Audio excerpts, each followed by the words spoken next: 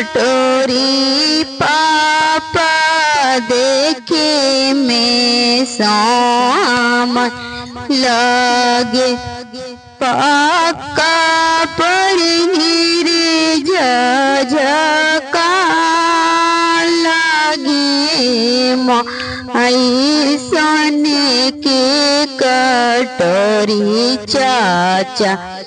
देखे में सामन लगे पक्का पर गिरे झंझका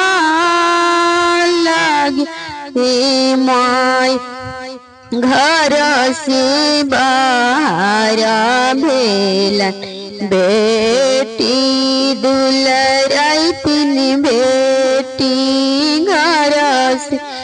बाहर भेलन बेटी सुंदर बेटी काहे पापा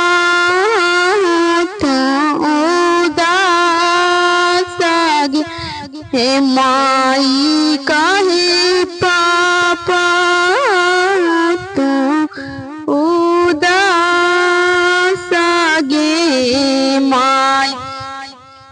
काई में कहवा बेटी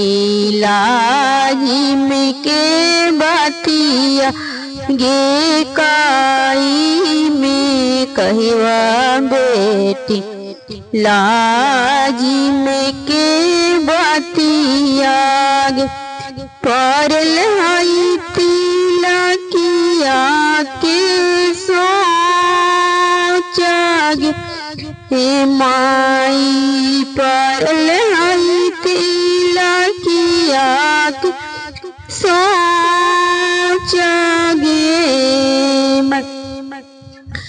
सोने के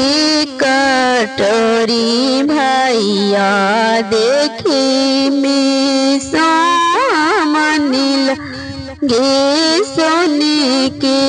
कटोरी भैया देखे में सामन लगे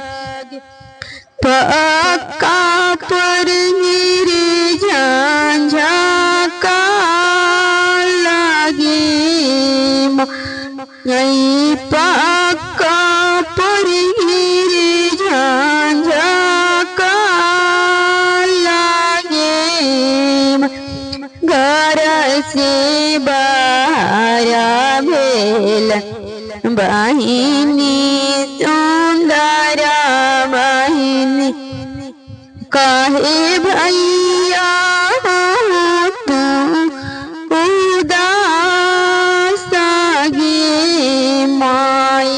काहे भैया हाँ तू दासगे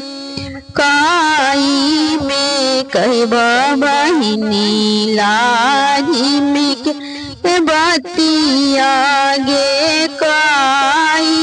में कहबा बहिनी लाही में के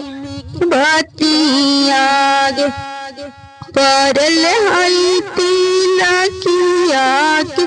सोचागे माई परल हई तिलकिया के